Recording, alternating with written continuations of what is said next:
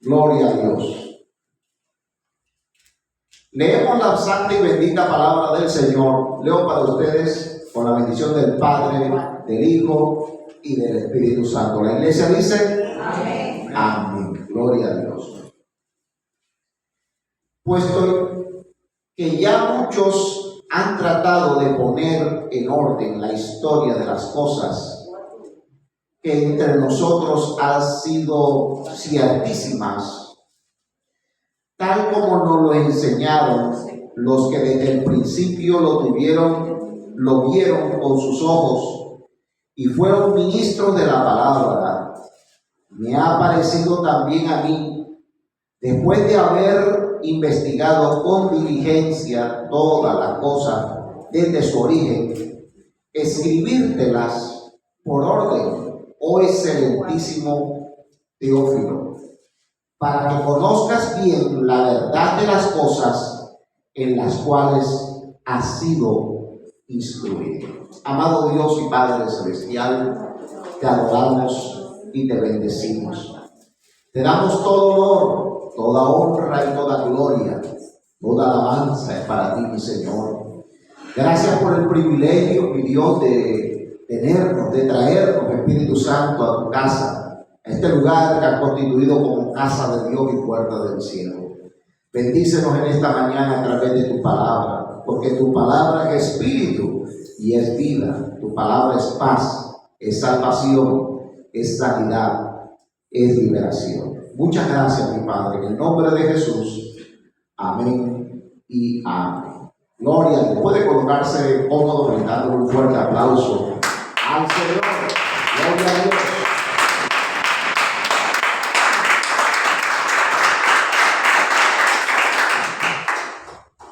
En las Escrituras se le conoce a Lucas como el médico amado. Y hoy estamos disertando bajo el tema la trascendencia de un discípulo. La trascendencia de un discípulo. Y es que Lucas era gentil. ¿Sabía usted que Lucas no era judío? Lucas era gentil. Lucas nació en una ciudad llamada Antioquía, una ciudad ubicada en el Mediterráneo, cerca o dentro de lo que hoy constituye el país de Turquía. En algunos entonces fue Constantinopla, el reino, el imperio de Constantinopla, pero mucho anterior a eso fue el imperio griego, Gloria a Dios.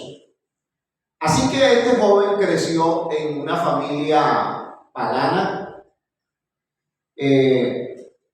pero al parecer era de familia pudiente, ya que creció con estudios helénicos, creció con una buena educación,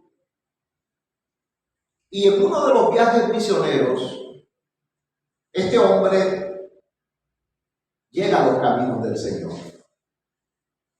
Posiblemente en una de las predicaciones del apóstol Pablo. Pero miren la trascendencia de hacer la obra de Dios y lo que llega a trascender que un hombre llegue a ser discípulo del Señor.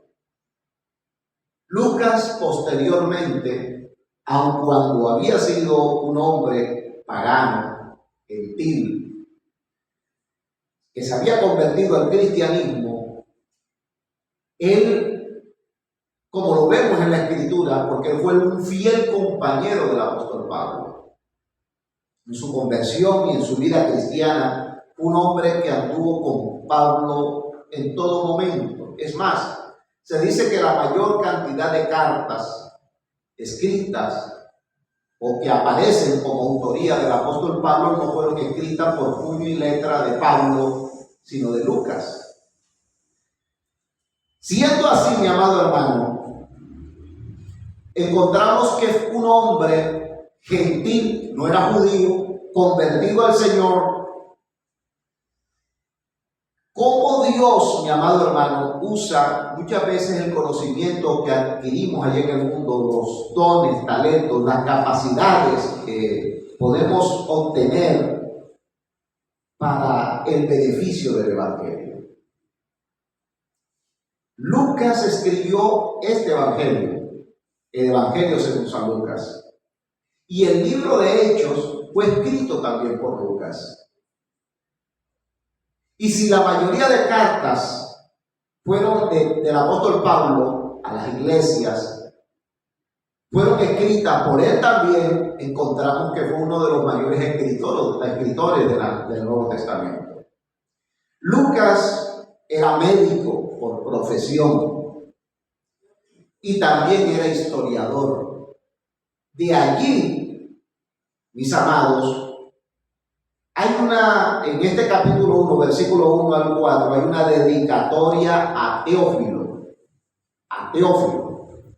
Y dice allí, mire que no ingresa inmediatamente en los evangelios narrando la vida de Jesús, sino dando como una explicación del por qué él es usado por Dios e interviene en la escena bíblica para condensar con su vasto conocimiento, con la argumentación que tenía, pero con exactitud y apegado a la historia, a los acontecimientos bíblicos, como hoy somos bendecidos por Dios, por un hombre que se dejó usar por Dios, pero que no quiso ocupar, o que Dios no permitió que ocupara los primeros lugares protagónicos en la escena bíblica.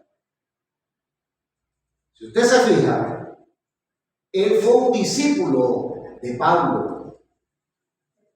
No ocupó un ministerio individual, sino que fue un discípulo, seguidor de Pablo, ayudante y colaborador del apóstol Pablo.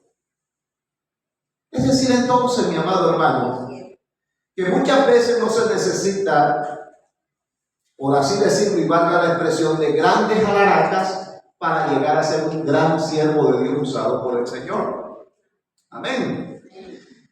Sino que en la Biblia vemos un evangelio según San Lucas, un libro de Lucas que muchos nos hemos enterado tiempo después, inclusive a veces hasta años después de estar en el evangelio, que el libro de Hechos fue escrito por Lucas.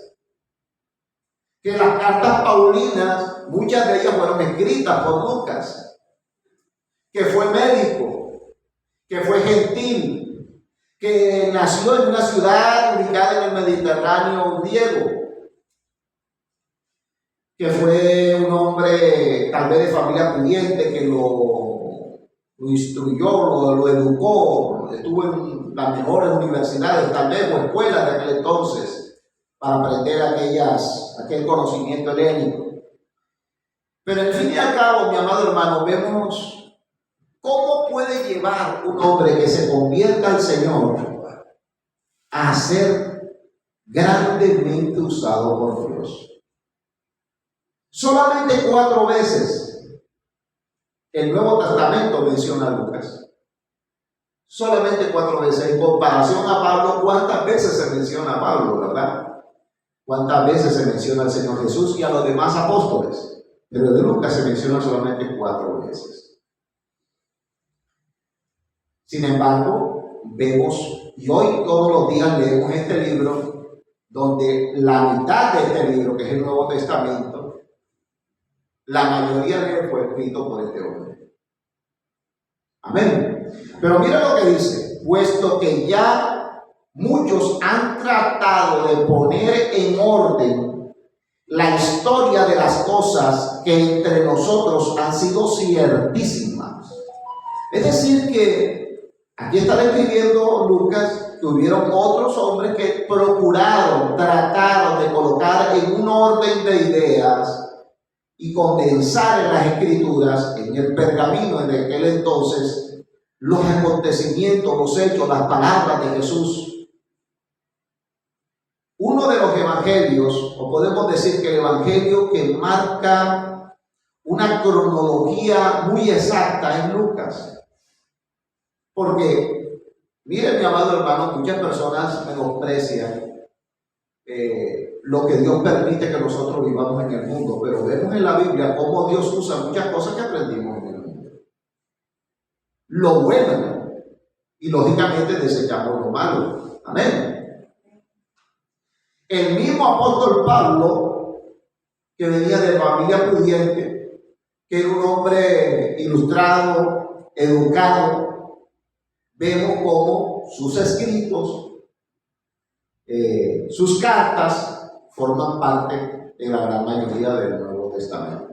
Amén. Y que tienen una gran riqueza doctrinal para nosotros, que nos aclara mucho, no solamente acerca de las palabras de Jesús, sino que trae también el Señor a través de este hombre de Dios grandes misterios de Dios. Amén. Porque ciertamente el Señor enseña acerca y lo vemos en la escena bíblica, aquellas eventos donde Jesús se enfrenta a Satanás, el diablo, ¿verdad? Cuando es llevado por el Espíritu Santo allá al desierto. Pero allá en la carta a los Efesios nos habla como de una organización, de una jerarquía de las tinieblas, ¿verdad? Allá en el capítulo 6, versículo 10. Cómo hay principados, potestades, huestes espirituales de maldad en las regiones celestes. Siendo así esto, mi amado hermano, yo creo que, así como dijo el apóstol Pablo, ser imitadores de mí como yo de Cristo, muchos podemos también aprender de la vida de este hombre llamado Lucas. Que aunque no fue el principal ni el protagonista en la escena bíblica en su momento, sino que estuvo allá detrás de bambalinas, como también fue un hombre que fue grandemente usado por Dios. ¿Y por qué lo digo, mi amado hermano? Porque en este tiempo muchos quieren ser cabeza, todos quieren ser líderes, pero ¿quiénes quieren ser escuderos? Porque aquí vemos a un hombre llamado Lucas siendo un discípulo y siendo un escudero del apóstol Pablo. Y vemos la integridad de la obra de Dios con sus siervos. La Biblia menciona que la iglesia es como un cuerpo, ¿verdad? Y lo menciona también como el cuerpo de Cristo. Un cuerpo bien unido y bien concertado puede llegar a ser un vaso útil en la mano de Dios, ¿verdad? Pero ¿qué ocurre cuando el cuerpo está dividido? Cuando la mano no quiere ser mano, sino que quiere ser cabeza o que quiere ser pie. ¿Qué ocurre cuando estos miembros que tenemos en nuestro cuerpo se rebeldizan? Hay una enfermedad, se me escapa el nombre, que se caracteriza por eso, donde los miembros, los órganos no quieren mantener un orden con la cabeza, sino que cada uno, y hay un desorden, ¿verdad? Parkinson creo que es el nombre. Entonces los miembros del cuerpo empiezan a hacer movimientos involuntarios para la cabeza, y eso se ve como normal, ¿verdad? Pero una persona que no sufre de eso armoniza su cuerpo desde su cabeza hasta sus pies. La cabeza es la que ordena y el cuerpo, o los miembros del cuerpo, ejecutan la orden que da la cabeza. Pues mi amado, así es el cuerpo de Cristo. Si el cuerpo de Cristo no está sujeto a lo establecido por el orden de Dios, entonces funciona mal el cuerpo. Y si funciona mal el cuerpo, mi amado hermano, para el cuerpo es imposible hacer labores y tareas que pueden llegar hasta ser sencillas. Se puede decir que es una persona discapacitada, porque no puede bañarse por sí misma, porque no puede preparar su alimento, y algunas que sufren de Parkinson no pueden alimentarse por sí mismas, ¿verdad? Porque son incapaces de tomar una cuchara para llevar ese alimento a su boca porque le tiembla la mano, aquella mano no obedece exactamente a la orden de la cabeza. La cabeza quiere mantenerla en armonía como debe de funcionar, pero no puede. Entonces aquella persona necesita de otra persona. Por sí misma se muere. Pues el cuerpo, si no está unido a la cabeza y no armoniza con la cabeza, que es Cristo, el cuerpo no funciona bien. Amén. Y vemos, mi amado hermano, no solamente en las cartas paulinas, sino en toda la historia bíblica, cómo habían hombres de Dios y habían también discípulos que hacían parte de esos ministerios, pero que esos ministerios, mi amado hermano, sin esas ayudas idóneas que tenían, hubiese sido imposible que desempeñaran o fuese lo que fueron en algún momento. O imagínese a un Moisés sin un Josué y sin un Caleb. Imagínese a un Moisés sin un Josué y sin un Caleb. Fueron indispensables, fueron necesarios en el ministerio de Moisés. Imagínese a este apóstol Pablo, que estaba ya recluido en una cárcel en Roma. ¿Quién era el único que acompañaba en esa cárcel al apóstol Pablo? ¿Quién era? Lucas. Lucas era el único que estaba con él, el único que le acompañaba. Que en los momentos de enfermedad del apóstol Pablo, ahí estaba Lucas. Que lo que decía Pablo, lo que enseñaba, lo que hacía Pablo, Lucas lo iba condensando. Era como especie de un escriba. Era un gran hombre de Dios, pero entendía cuál era su rol dentro del propósito de Dios. Amén. Pero imagínense a Lucas que hubiera dicho: no, yo no siempre voy a andar como perrito faldero detrás de Pablo. Yo tengo que independizarme y hacer mi propio ministerio. Amén. Imagínense qué hubiese pasado allí. Por una parte, hubiera tenido mayor aflicción que las que tuvo el apóstol Pablo, porque Pablo allá en Timoteo menciona con mucho pesar y con mucho dolor cómo lo habían abandonado otros discípulos, cómo se habían ido al mundo, cómo lo habían desamparado en el momento difícil de él. Pero quien le había dado consuelo y le había dado alegrías y le había también infundido fortaleza a este hombre de Dios era Lucas.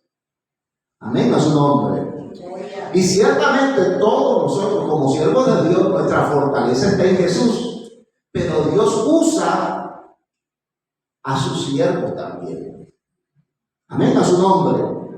Sus siervos que dentro de la mentalidad humana, carnal, se ven como inferiores o podemos ver como superiores a otros, pero dentro de la escena bíblica no es así. Ni en los caminos de Dios nadie es mayor ni superior que otro. Ningún ministerio es mayor o superior que otro. Todos son indispensables en las manos de Dios y son importantes en las manos de Dios para el desarrollo de la vida. Amén a su nombre. Entonces él dice en el versículo 2, tal como nos lo enseñaron los que desde el principio lo vieron con sus ojos y fueron ministros de la palabra. Estaba refiriéndose a los apóstoles. Y me ha parecido también a mí, después de haber investigado con diligencia, todas las cosas desde su origen, escribírtelas por orden, oh excelentísimo Teófilo. Algunos historiadores bíblicos, porque se desconoce, hay un gran enigma de quién era este hombre. Unos dicen que Teófilo, el nombre de Teófilo tiene un significado, significa amigo de Dios o amado de Dios. Algunos llegan a concluir de que Lucas le estaba escribiendo a los amigos de Dios, o le estaba escribiendo a los amados de Dios. Es decir, que es un escrito para toda la iglesia. Otros llegan a decir que Teófilo, que también correspondía al nombre de un sumo sacerdote en Jerusalén, Lucas la había escrito ya que era sumo sacerdote, era, ¿cómo se llaman estas dos religiones del judaísmo predominante en ese entonces? Esa misma religión pertenecía al apóstol Pablo, era fariseo. Por esto es que en el verso 4 dice, para que conozcas bien la verdad de las cosas en las cuales has sido instruido. Has sido instruido. Entonces, a otros llegan a mencionar o a decir de que este Teófilo era el sumo sacerdote en Jerusalén y que Lucas escribió todo esto con el fin de convertir a este sumo sacerdote en Jerusalén. Y dentro de la misma, sembrar la palabra de Dios con una exactitud, con un orden cronológico, con una calidad, de tal manera que, porque un fariseo era un hombre muy estudiado también, no, posiblemente iba a rechazar, iba a menospreciar un escrito de una persona iletrada, pero Lucas no era iletrado. Lucas era un hombre estudiado, era un hombre historiador, era un médico, y su escrito era de calidad. Por esto, mi amado hermano, es que vemos Lucas. Usted lee todo el libro de Lucas y empieza aquí desde el nacimiento de Jesús y culmina con la muerte de Jesús. Amén. Entonces hay un orden cronológico, a diferencia de otros libros y evangelios. Gloria al Señor. Ahora bien, ¿qué implicaciones tiene de que nosotros lleguemos a ser verdaderamente discípulos del Señor? ¿Y qué importancia tiene para nosotros la iglesia de hoy? Muchas veces cuando leemos las Escrituras y leemos acerca de los discípulos de Jesús, nos vamos a la historia, como los discípulos que fueron de Jesús. Pero yo quiero decirle, mi amado hermano, que el Señor Jesús, no quedó solamente con los discípulos del antiguo, de allá de la iglesia primitiva. Jesús, el Señor, está buscando hoy también discípulos. Y también en este tiempo tiene discípulos. Amén a su nombre. Es decir, que nosotros no podemos leer la Biblia como un hecho histórico de personas que intervinieron para el progreso del Evangelio en ese entonces, y tenemos que mirar como una etapa de la iglesia de antes y que hoy ya no tiene tanta importancia. El Nuevo Testamento todavía se está escribiendo. Amén a su nombre. Nuestras vidas se están escribiendo en el libro de la vida. ¿Sabía usted? Amén a su nombre. Nuestros hechos, nuestros actos, nuestro testimonio está siendo escrito en el libro de memorias. ¿Sabía usted esto? Por tanto, mi amado hermano, hay dos cosas que me llaman poderosamente la atención en este tiempo. No siempre los creyentes llegan a ser discípulos. Hay creyentes y hay discípulos. Un discípulo sí es un creyente, pero no siempre un creyente llega a ser un discípulo. ¿Cuántas personas creen? La Biblia dice que hasta los demonios creen y tiemblan, pero no tienen un testimonio de ser discípulos del Señor. Porque quiero darle algunas descripciones de lo que es las características que tiene un discípulo del Señor. Y usted sabrá si se identifica, si usted está cumpliendo estas características de los discípulos de Jesús. Un discípulo de Jesús está siempre con Jesús. Donde Jesús iba, sus discípulos estaban allí. La Biblia dice en el Evangelio según San Mateo que donde estuviera el cuerpo muerto, allí se juntarán las águilas. ¿A qué hace referencia allí la Biblia? La Biblia refiere de que donde esté Jesús, su verdadero pueblo ahí va a estar. Donde están las cosas de Dios, ahí están los hijos de Dios. Lamentablemente, no todos son discípulos. Y hay personas que dicen, si yo quiero, es decir, que llegan a ser lo que comúnmente llamamos hoy simpatizantes con el Evangelio. Les gustan las alabanzas, les gustan los cultos, le agradan, pero no dan fruto, no crecen, no se comprometen con Dios. Y fíjense que son creyentes, pero no son discípulos. Otra característica de un discípulo de Dios es que ama a Dios y a los demás. No aborrece a su hermano. No busca cómo colocarle zancadilla a su hermano, tropiezo a su hermano. No conspira contra su hermano. Amén a su nombre. Y estoy hablando de los hermanos en la fe. No tiene un corazón, digámoslo coloquialmente, maldadoso para con los demás, sino que siempre busca el bien para la otra persona. Y si ve en una calamidad a su hermano, busca cómo ayudar a su hermano, no lo deja solo. Amén a su nombre. Una característica de un discípulo de Jesús. Un discípulo también es obediente. ¿Usted es obediente? Un discípulo del Señor es obediente al Señor. El Señor le dice, ora. La persona dice, no, ahora no quiero orar. Todo lo que le dice al Señor lo hace. Lo que el Espíritu Santo le mueve a hacer, lo hace. ¿Por qué? Porque es obediente, porque hay obediencia en su vida.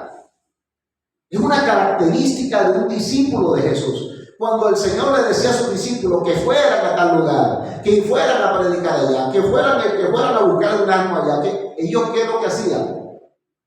Hacían lo contrario, desobedecían. No, ¿verdad? Ellos iban y hacían lo que Jesús les decía. ¿Por qué? Porque había obediencia en ellos. Una característica.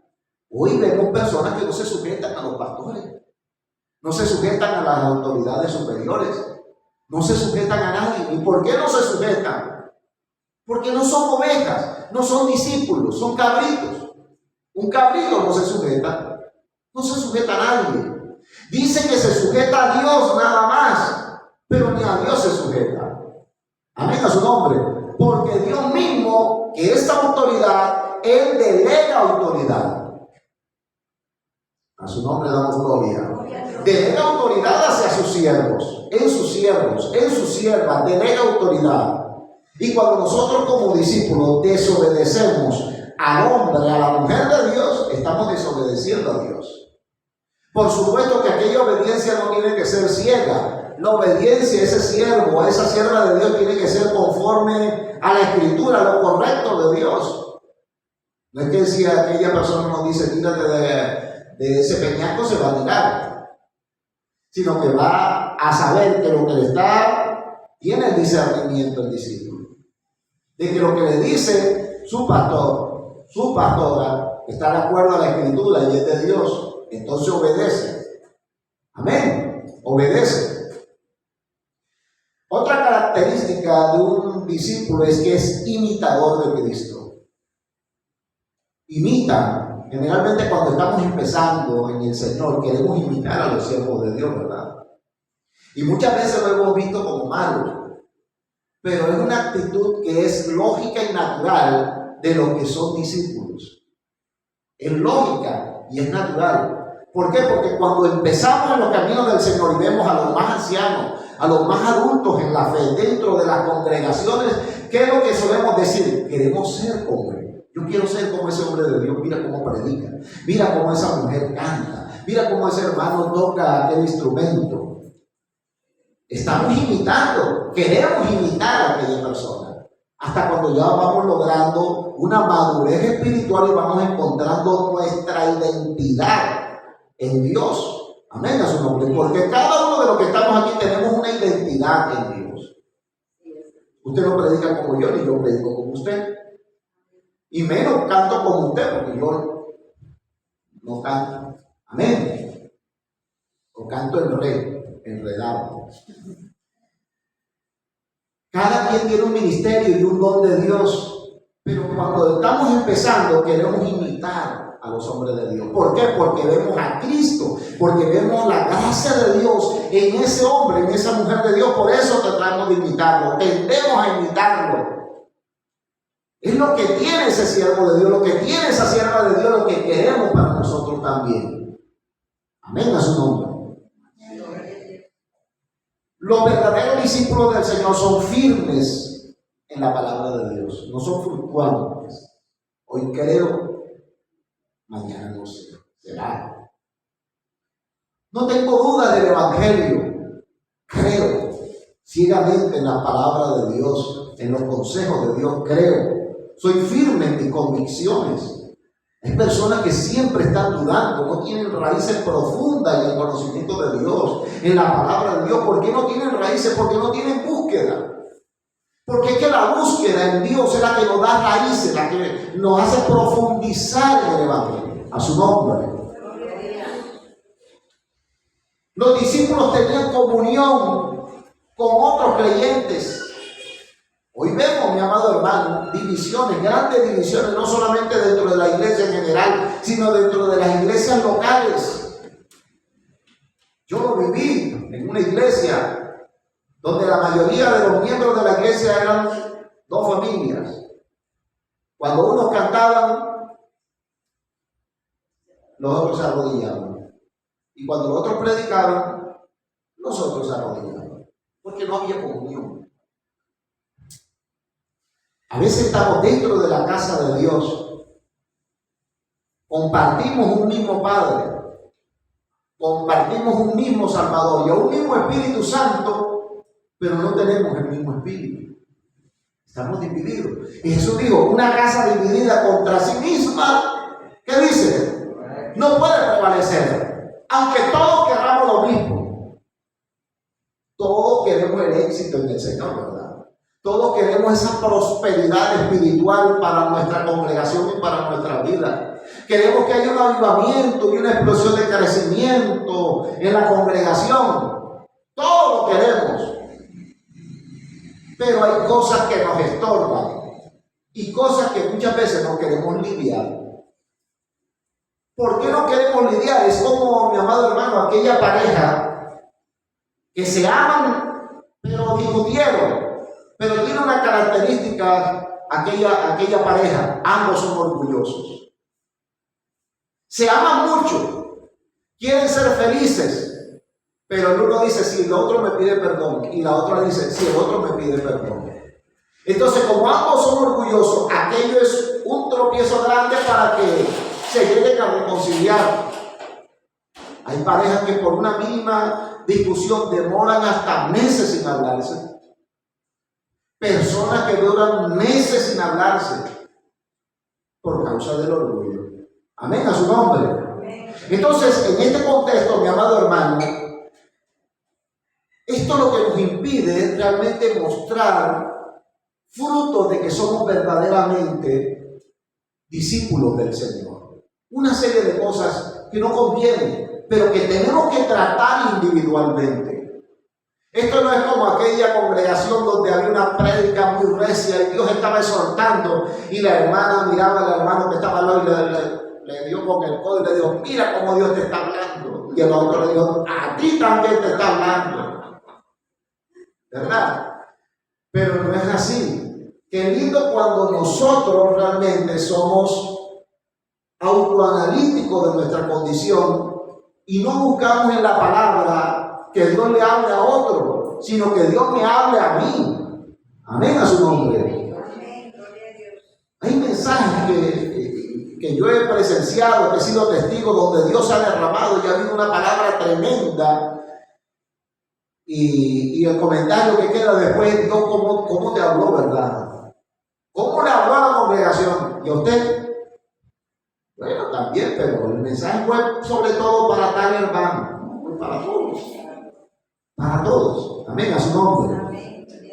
Porque todos somos imperfectos, porque todos necesitamos de Dios. Gloria a Jesús, a su nombre. Gloria. Así que tenían una característica de un discípulo del Señor, es que tiene comunión los unos con los otros. No andamos como perros y gatos, ¿verdad? Sino que nos amamos. Porque toleramos nuestras imperfecciones. Porque no tenemos ambiciones humanas carnales, sino que nuestros deseos son del agradar a Dios. Cuando todos queremos esto, no solamente prosperamos nosotros como siervos de Dios. Imagínense a Lucas siendo un hombre que, como lo vemos, era un hombre que fue importante, un hombre profesional, médico, historiador, pero le servía en todas las necesidades que tenía el apóstol Pablo. Imagínense a Lucas con altivez, a Lucas con arrogancia. ¿Pero por qué? Si él es igual a mí. Pues mi amado hermano, todo aquel que quiera ser más grande, viene a ser servidor de los demás. Amén, a su nombre. Viene a ser el pequeñito. Mientras que cuando nosotros, mi amado hermano, somos dedicados y constantes en nuestra tarea de querer ser lo que Dios quiere que nosotros seamos, aprender de Él con humildad en nuestra vida, entonces realmente nosotros vamos a dar fruto. Vamos a dar fruto. Y algo que es sumamente importante, algunos lo pueden observar como con vanagloria. Pero cada hijo de Dios tiene que buscar cómo dejar su marca en la tierra. Cada siervo de Dios, y esto no es una actitud egoísta o egocéntrica, no es que está buscando que su nombre sea marcado, pero imagínense, si Dios no hubiera levantado en este tiempo último esos Carlos Reyes, esos Guille Allen, esos Jorge Arraqui, esos hombres de Dios que hemos escuchado sus mensajes, que Dios les dio fama, pero no nos vayamos a ese pensamiento de la fama del mundo, sino que también la Biblia habla de la fama de Jesús. Es que la palabra fama no es mala. Tendemos como cristianos a satanizar todas las cosas. La fama de Jesús era satánica, era mala porque tenía fama. La fama de Jesús se difundió en toda Samaria y en toda Israel. Entonces, dos clases de fama: una fama de la gloria, una fama del mundo y una fama en el Señor. Imagínense, mi amado hermano, que Dios levante como esos hombres de Dios en este último tiempo, levantar a 100, levantar a 200. ¿Cuántos hombres cada uno de ellos podría inspirar en cada una de sus actividades evangelísticas? Muchos de nosotros que somos cristianos hoy en día somos fruto de la predicación de esos grandes hombres de Dios, de predicaciones que nos impactaron, que nos tocaron. Pero quiero decirle, esos hombres de Dios no siempre fueron cabeza. En un tiempo fueron escuderos de otros. Hasta el momento donde Dios le plació llamar a aquella cabeza a su presencia y quedaron ellos. Pero como fueron fieles, entonces Dios los utilizó y Dios los usó. Y ahí lo vemos palpablemente en la vida de Josué. Josué siempre fue el ayudador de Moisés. Donde iba Moisés, iba Josué. Ya Moisés estaba anciano, necesitaba subirse, caminar y le impedía, y Josué lo tomaba por el brazo y lo ayudaba a subirse. Moisés tenía sed, Josué iba a buscarle el agua a Moisés. Tal vez estaba agotado del camino Moisés, Josué iba a buscar agua y le lavaba los pies a Moisés. Amén, a su nombre. Y cuando muere Moisés, ¿quién queda al frente? Josué. Amén a su nombre.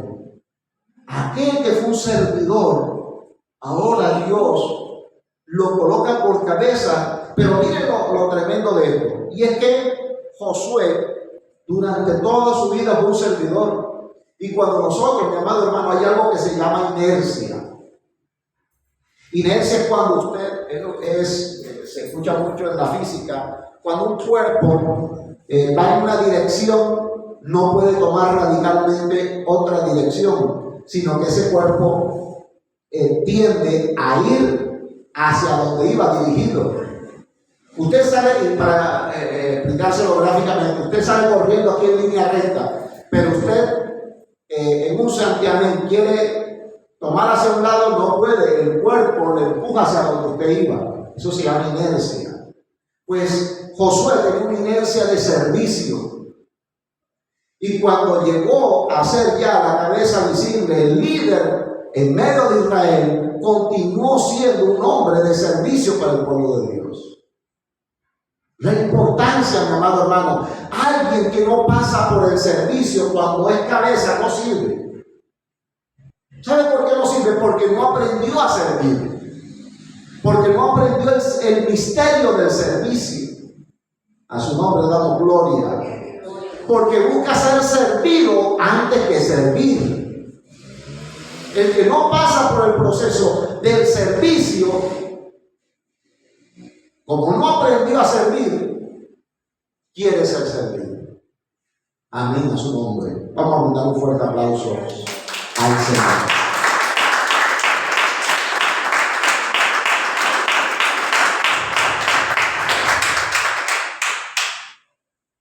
Gloria a Dios.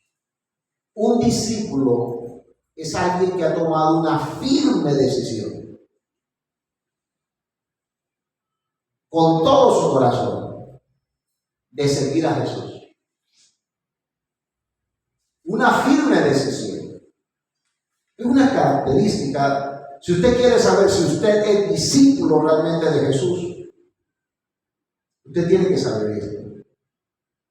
Un verdadero discípulo no es aquella persona que hoy es del Señor y mañana no lo es. Hoy sí, mañana no. Hoy sí, mañana no. Es una persona que es constante, que es perseverante, que es firme en sus convicciones, que su testimonio es constante, aunque todos nosotros estamos en un contexto humano, tenemos días altos y bajos, días de alegría y de tristeza, pero nuestra vida en el Señor mantiene su constancia. Amén a su nombre. No es que un día nos apartamos, no queremos ir a la iglesia, no queremos congregar. Mire, mi amado hermano, la silla vacía de hoy es porque hubieron hermanos que se congregan aquí, que por diversas causas no vinieron. Algunos de pronto por fuerza mayor, pero otros no tanto. Amén a su nombre. Otros tomaron una excusa de algo para decir, no puedo ir a la iglesia por esto. Amén a su nombre. Porque si es un varón, no tomó la excusa para no ir a visitar a su novia cuando estaba enamorado de su esposa. Cierto que cuando el hombre y la mujer están enamorados hacen hasta lo imposible. No le importa lo que le diga la sociedad, no importa lo que le diga sus padres, se vuelvan de la casa, se vuelvan a la paredilla, hace lo imposible para encontrarse con aquella persona que ama. ¿Verdad que sí? Pues un discípulo, mi amado hermano, siempre busca estar donde está Jesús. Siempre busca reunirse. Tiene una motivación propia. Nadie tiene que motivarlo. Humanamente, nadie tiene que motivarlo. Su motivación es Dios. Yo siempre he dicho, y soy firme en esta condición de que, aun cuando la Biblia nos enseña que debemos de congregarnos, una persona no se aparta porque dejó de congregarse. Una persona se aparta del Señor porque quiso apartarse. Amén a su nombre. Porque ¿dónde se congregaba José cuando fue vendido como esclavo en Egipto? ¿Dónde se congregaba? ¿Cuál era la iglesia? ¿Cuál era el concilio? En ninguna parte se congregaba. Pero él tenía un lugar sí, donde se congregaba, en el a solas con Dios. Ese a solas con Dios. Mire, y ahí vemos algo también sumamente importante, es lo que le enseñamos a nuestros hijos. Porque lo que lleva José en su corazón y en su vida, sus principios, sus convicciones, es porque lo vio de alguien, lo aprendió de alguien, vio a alguien con esa misma devoción. Y él dijo, yo también soy un hombre de Dios. No importa mi edad, la edad que tenga. Y José allá en Egipto era un hombre que no solamente mostró fidelidad, sino que también mostró ser un hombre de Dios. Y mostró talentos y dones de Dios. Y Dios lo usó en su propósito, pero lo usó, la casa de Potifar, ¿por causa de quién fue prosperada? Por causa de José. Amén. ¿Por qué fue salvado Egipto de la hambruna y muchas tribus de Canaán fueron salvadas de la hambruna? ¿Por causa de quién? De José. Amén a su nombre. Dios le mostraba a José qué significaban los sueños, el sueño del copero, el sueño del panadero, se lo mostró el Señor, dio la interpretación. Asimismo, el sueño que tuvo el faraón. Tenía un don de Dios. El Espíritu de Dios estaba en él. Amén a su nombre. Por eso, mi amado hermano, cuando yo escucho personas que dicen, es que yo me dejé de congregar y me aparté, es porque su motivación era un evento. Mire, mi amado hermano, siempre hemos dicho, a la casa de Dios vamos a buscar de Dios.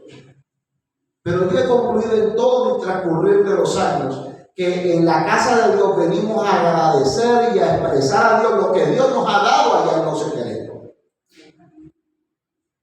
Imagínense si todos vienen a buscar a la iglesia, que ciertamente, mi amado hermano, Dios nos da, porque cuando hay un pueblo unido bajo el agrado de Dios, el Espíritu Santo de Dios se derrama. Y si se derrama el Espíritu de Dios, hay bendiciones de Dios, bendiciones espirituales, físicas, materiales, de salud.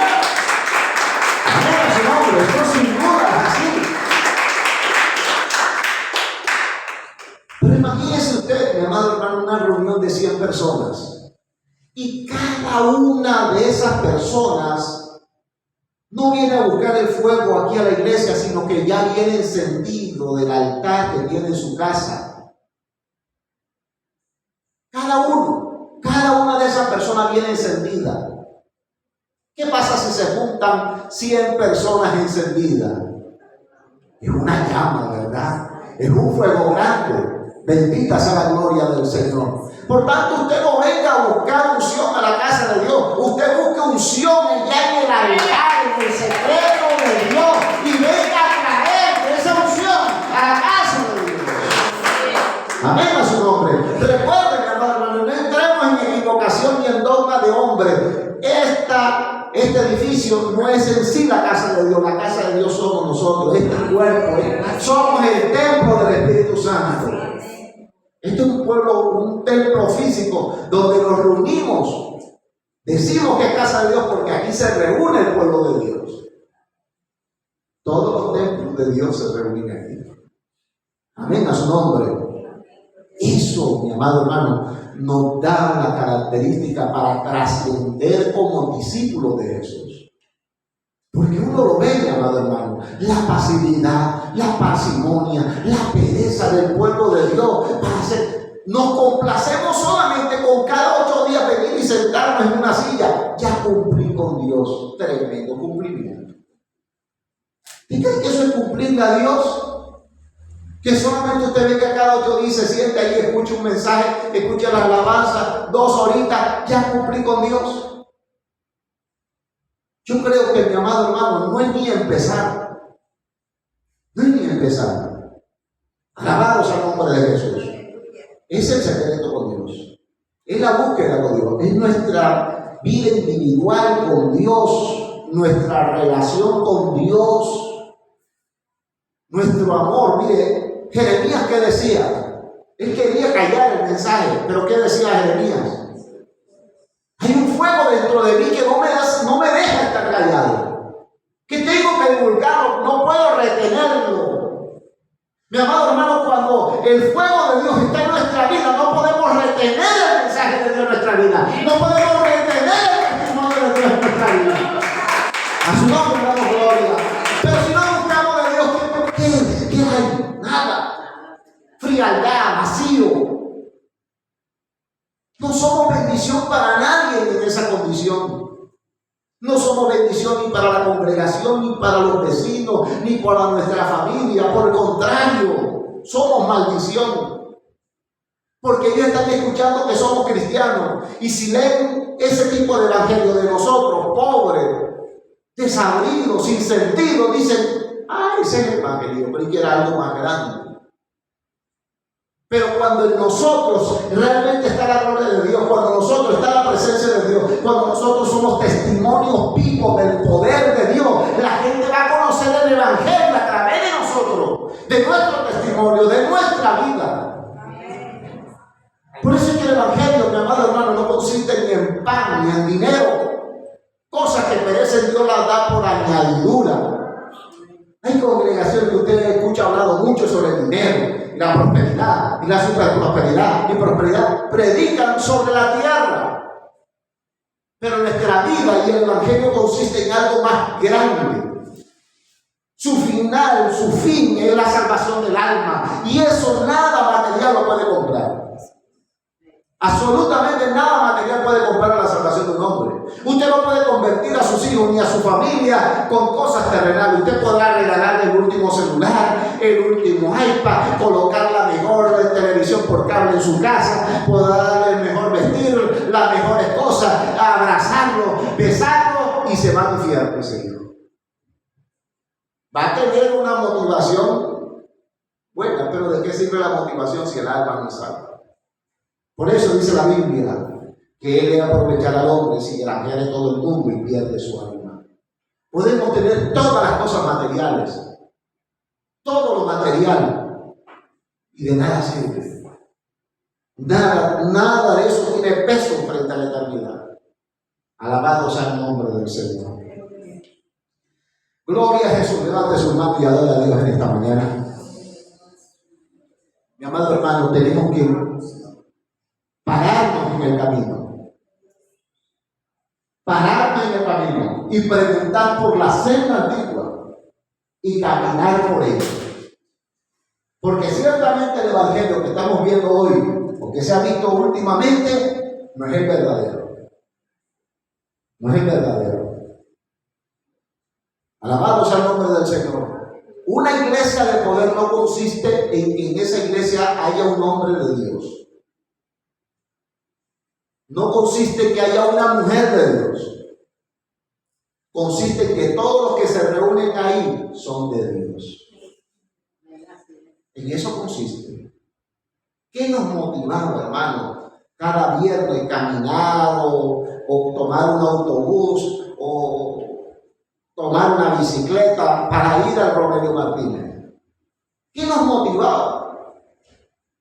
Mi amado hermano, ahí había un hombre de Dios que era grandemente usado por Dios, pero las personas iban con fe. Si usted no viene con fe a este lugar, sino viene a cumplirle al Señor, porque es que si no voy el domingo me va mal después de una semana. Entonces simplemente hay un interés. Pero si usted viene con fe, ¿por qué íbamos al Romelio Martínez?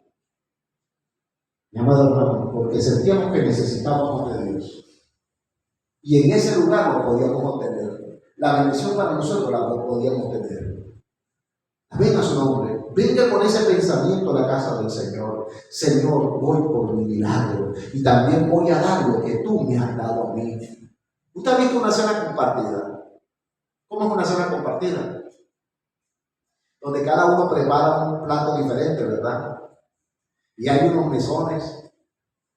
Y cada quien trae su plato. Lo que hizo por sí mismo individualmente y lo coloca en esa mesa. Y después todos comen de todos los platos que se trajeron a esa mesa. Se le dice una cena compartida.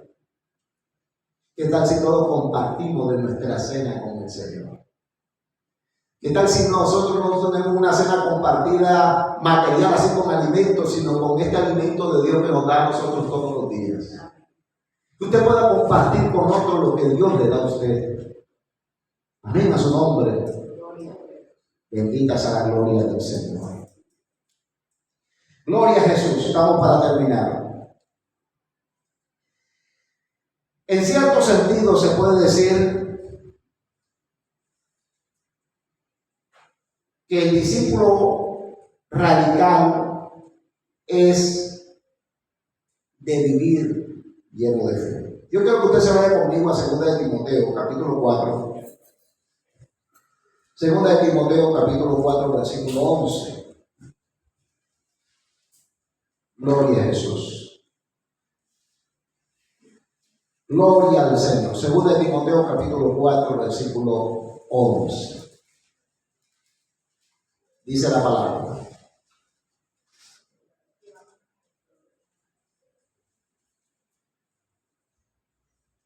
Dice la palabra del Señor. Solo Lucas está conmigo.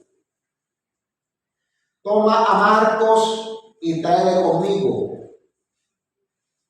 porque me es útil para el ministerio. A Tíquico lo envía a Éfeso. Trae cuando vengas el capote que dejé en Troas, en casa de Carpo, y los libros, mayormente los pergaminos. Alejandro el candelero me ha causado muchos males. El Señor le pague conforme a sus hechos. Guárdate tú también de él, pues en gran manera se me ha opuesto a nuestras palabras. En mi primera defensa ninguno estuvo a mi lado, sino que todos me desampararon. No les se ha tomado en cuenta. Pero el Señor estuvo a mi lado y me dio fuerzas para que por mí fuese cumplida la predicación y que todos los gentiles oyesen. Así fui librado de la boca de los leones. Más que tener una referencia acerca del discípulo, esta lectura aquí nos dice lo que no debemos hacer, o lo que nos pasa, lo que vivimos, si no somos verdaderamente discípulos del Señor. En el ocaso de este ministerio del apóstol Pablo, ¿sabe usted que el apóstol Pablo fue decapitado allí en Roma? Y escribe esta carta desde aquella celda. La carta de segunda de Timoteo, primera, segunda de Timoteo y de Éfeso son contemporáneos. Y las tres son escritas desde un calabozo. Está al final, él sabe que está al final de sus días. Él ahí habla, en una de dos apartes de estas tres cartas, he peleado la buena batalla. Él se está despidiendo. Pero lo tremendo de esto, mi amado hermano, es que en el fulgor de su ministerio muchas personas le seguían. En la abundancia de su ministerio muchos estaban. Pero en el ocaso de este ministerio muchos lo abandonaron. Pablo dejó de ser siervo de Dios, estaba en pecado y por eso fue decapitado. No. Él siguió siendo un siervo de Dios, simplemente se había cumplido su tiempo sobre esta tierra. Eso era todo. Pero mi amado hermano, ahí vemos la óptica de los que son carnales y vemos también la óptica de los que son espirituales. Los espirituales siguen honrando al hombre o a la mujer de Dios, cualquiera que sea su condición, lógicamente sin estar en pecado. Los carnales ven con sus ojos físicos, juzgan con sus ojos físicos y dicen, esto se acabó, por aquí, palica para que te dé. Y se va. Amén a su nombre. Como una ocasión ocurrió en la congregación. Cuando el arca trastabilló, muchos dijeron, esto se dañó me voy. Una característica del discípulo es la lealtad. La lealtad. Si usted no es leal al hombre de Dios, a la mujer de Dios, no es leal a Dios. Eso es mentira. Hay personas que dicen, yo soy solamente leal a Dios. Pues la lealtad tiene que haberla hacia los hombres de Dios. Josué y Caleb fueron leales a Moisés. ¿O qué pasó en aquella rebelión de Coré? ¿Quiénes estuvieron con Moisés? ¿Quién salió en defensa de Moisés? No fue Josué. Cuando las cosas están mal, ahí es donde se sabe quién es quién, mi amado hermano. Y aquí, lo estoy diciendo por referencia al bosquejo bíblico. Observen usted aquí, el mismo apóstol Pablo lo dice. Benditas, verso 16, en mi primera defensa, ninguno estuvo a mi lado, sino que todos me desampararon. El gran apóstol Pablo, el gran hombre de Dios, el que dejó su vida, no tuvo esposa, se hizo eunuco por el reino de los cielos. Tuvo que trabajar haciendo tiendas cuando fue capacitado. Nació en una familia pudiente y fue capacitado para ser fariseo. Él ha podido tener un porvenir económico bueno dentro de Jerusalén, dentro de la clase religiosa de Israel. Pero él menospreció su vida por amor a Cristo. Entregó su vida. Por esto es que él dice, ya no vivo yo, Cristo vive en mí. Amén a su nombre. Qué lindo que usted pueda decir, ya no vivo yo, Cristo vive en mí. Pero cada vez que anteponemos nuestras cosas personales por las del Evangelio, estamos diciendo, estoy aquí vivito y Cristo está muerto en mí. Cuando anteponemos nuestros gustos, nuestros deseos, nuestra carnalidad, nuestras ambiciones, antes que la de Dios, estamos diciéndole, Señor, tú estás fuera. Y yo estaré sentado aquí en este trono. Tú no estás sentado. Al apóstol Pablo no le importó vivir en escasez, padecer persecución, ser apedreado como fue apedreado ahí en Éfeso, cuando llegó a predicar a Éfeso. Lo apedrearon y se paró y entró y siguió predicando. Un hombre que no le tuvo miedo a la muerte por causa del Señor. Tenía una convicción firme, mi amado hermano. Hoy viene una gripita, el mundo nos dice tenemos que vacunarnos y nos vacunamos. Porque no hay convicciones firmes. Amén a su nombre. No hay convicciones firmes. Pero quiero decirle algo. Y una clave que ha sido en mi vida espiritual, una columna.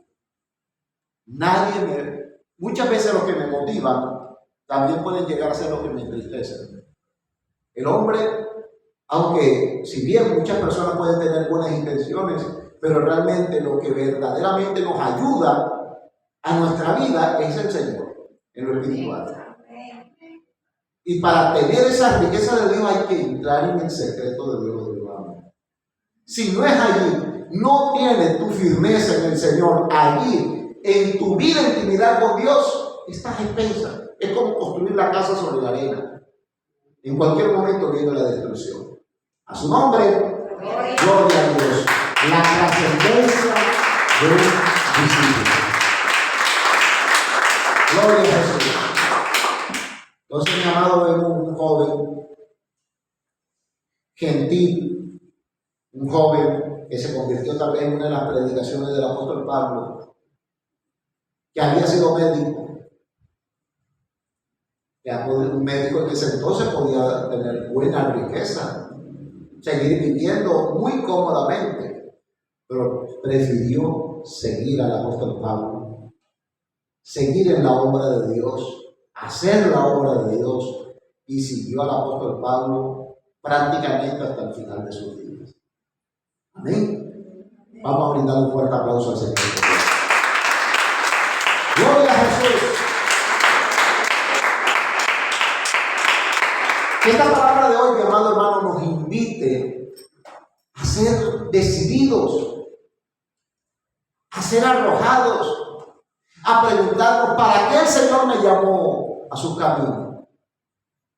¿Para sentarme cada domingo en una silla y complacerme con eso y satisfacerme nada más con eso? ¿Qué voy a hacer con este alimento espiritual que recibo los domingos, que recibo los ayunos, que recibo los cultos de semana? ¿Qué voy a hacer con este alimento? ¿Va a ser para mí solo o lo voy a compartir con otros? Voy a compartirlo con otros. Comparta el mensaje de salvación, pero eso sí, llénese de Dios. Busque de Dios en la intimidad. Ya en sí vaya, comparta, predique en tiempo y fuera de tiempo. Gloria al Señor. Pídele un fuerte aplauso al Señor.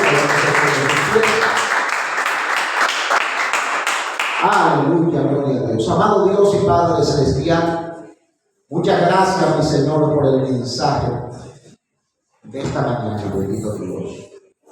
Gracias por tu palabra, mi Señor. Tu palabra es espíritu, tu palabra es vida, tu palabra es salvación.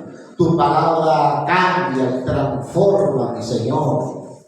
Bendito Dios, cuántas almas se están perdiendo, mi Señor. Tú has llamado a la iglesia Cristo vive a ser una iglesia de predicación, de evangelismo, de salir, de predicar, de multiplicación, bendito Dios. Padre mío, presento la vida de mis hermanos, cada uno de los que están aquí, Señor. Levante sus manos allí en el lugar donde están. Padre mío, unge esa vida, mi Señor. Como hoy lo ofrezco, con el aceite de unción, mi Señor. De tal manera, Padre mío, que en esta mañana sobre sus vidas, Dios mío, descienda una unción especial. Que quite toda mente espiritual. Que rompa las cadenas, quebrante los yugos, mi Señor. En el nombre de Jesucristo de Nazaret. A fin, bendito Señor, que en esta mañana salgan llenos de tu presencia, que tu palabra, Dios mío, vaya ahí en su corazón para ser compartida con los demás y lleven el mensaje, mi Señor, de las buenas nuevas de salvación. En el nombre poderoso de Jesús, muchas gracias, mi Señor. Amén y amén. Bríndele un fuerte aplauso.